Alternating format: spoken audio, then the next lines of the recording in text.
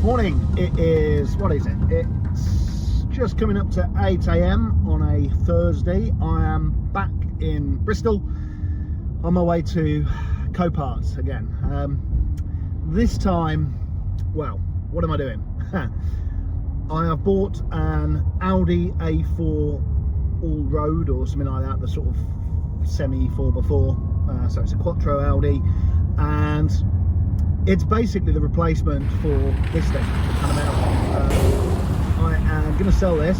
So there's nothing really wrong with this car, but what I'm going to do is sell it and probably buy myself another one, a lower mile one, perhaps the facelift version, but one that's had a smack, to sort it out and tidy it up, get myself in a newer car for the same sort of money. So I bought one of these Audi A4 all-roads. It's a 2011 car. It's not got any accident damage. It's an MOT failure or will fail an MOT. I think it's actually failed an MOT, and has clearly come to Copart, probably from a dealer or something like that. I'm not really sure. But anyway, long and short of it, I've paid 1,400 quid for this thing. Being a straight car, the hope is that I'll be able to get it through an MOT, and when I come to sell it, get my money back. That's the hope. But we shall see. As you rock up to Copart, you go into the transportation app and you sort of check in, and yeah, the chap on the gate's just going to tell us where to park up, yeah, and then one of the big trucks is going to come out with the Audi on the back and dump it on the trailer for us. That's it. So the only thing you need to know when you're collecting a car from Copart is make sure you've got a yellow bib with you, or something, one of the, you know, a safety bib with you. You need one of those to be wandering around. Clearly they have such a large turnover of cars and things like that, they've got the operation down pretty slick, so yeah, so usually no drama. For me, this car doesn't have a V5. Depending on which Copart you go to, sometimes you have to go into the office to pick up a V5. This car's listed as no V5 available, so I'm going to have to apply for one, but that should be that'll just be straightforward, and by the time the V5 comes, I'll have hopefully sorted it out and got it into an MOT-able state.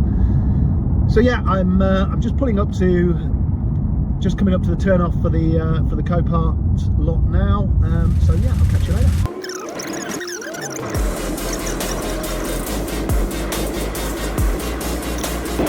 So I've got the app open on the screen, and you have arrived for your scheduled appointments. Yippee dippy. There's already folks rolling out with cars on the back, so I'm a little bit late. I'm not really that late. 10 minutes late.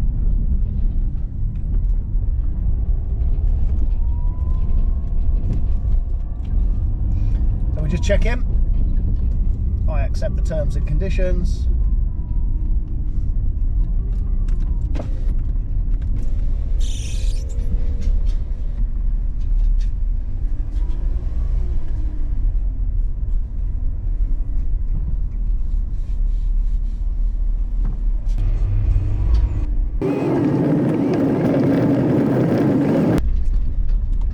To tell me where to go, so I am going to stick it at number 24. I think we'll go for 24 today. There we go.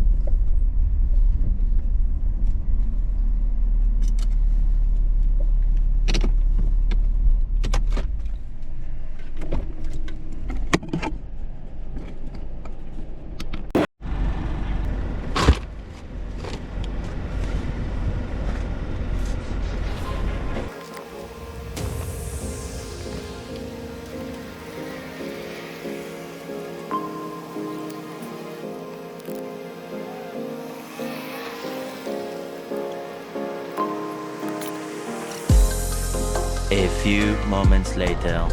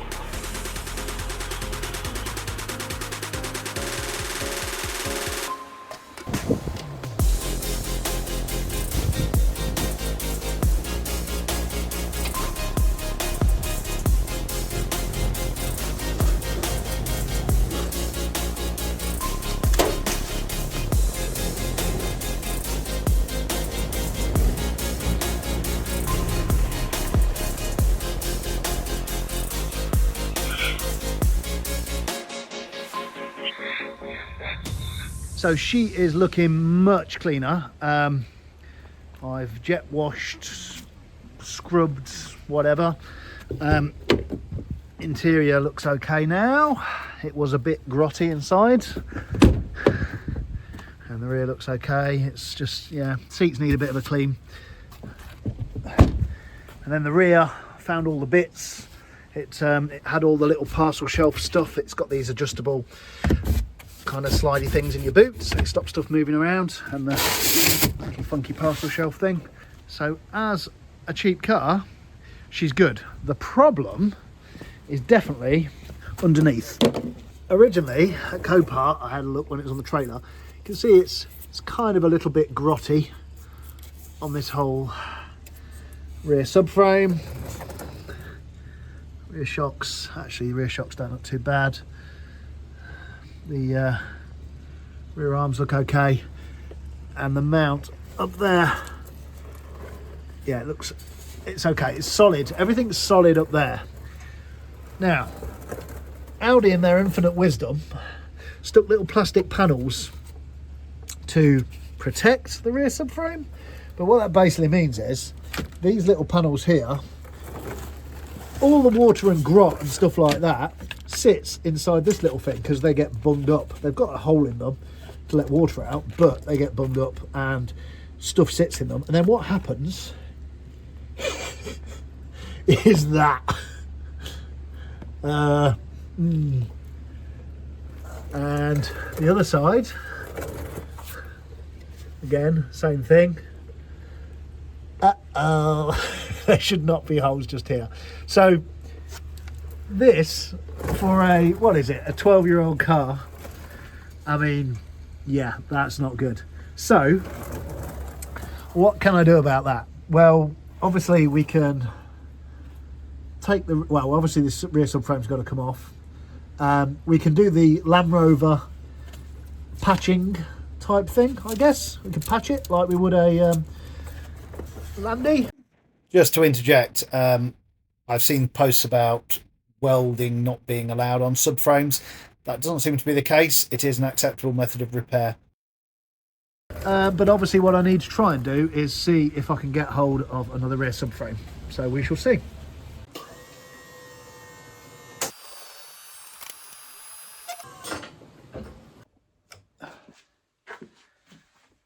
So now I've got this thing up in the air, the plan is to, I'm going to try and whip off the back end. I have ordered another subframe off an Audi A5, supposedly they're the same.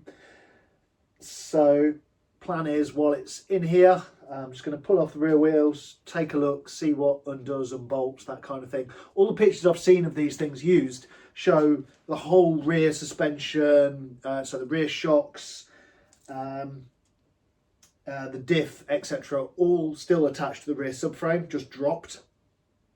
So I'm thinking that's the plan, because it'll be a lot easier to swap the subframe components when the subframe's on the floor. So yeah, let's have a look, see what's going on.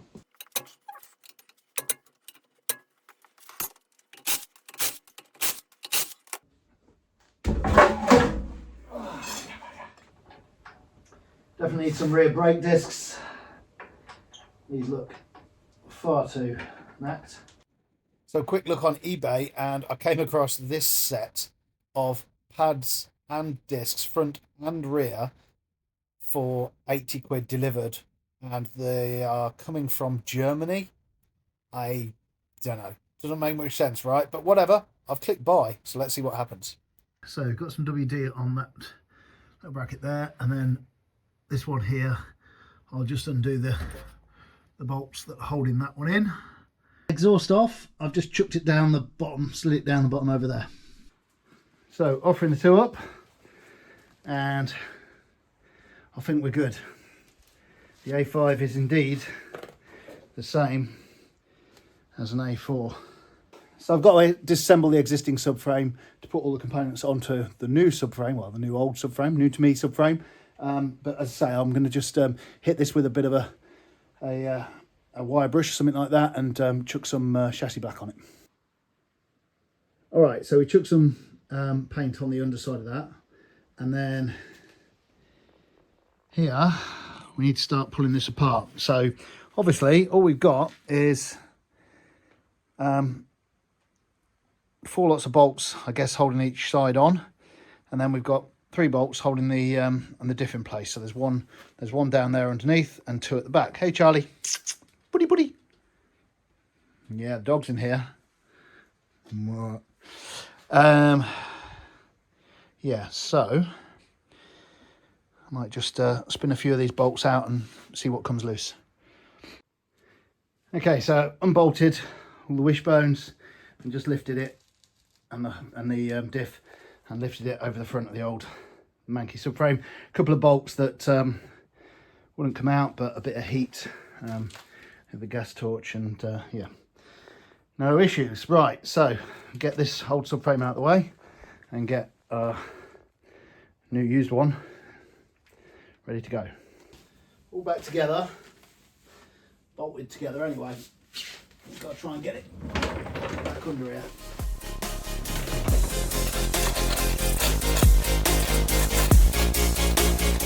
Okay. Something like that.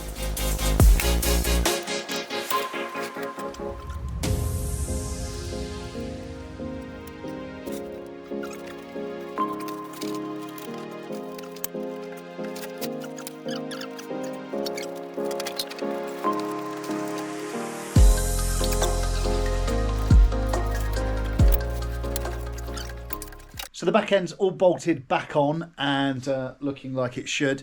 What I need now is the replacement brake discs and pads. I've stripped everything down as best I can, ready for the discs and pads to arrive, so I can just bolt them on front and back. The other issue with this thing, the other MOT failure, was a CV boot. So on the front, let's take a look down here.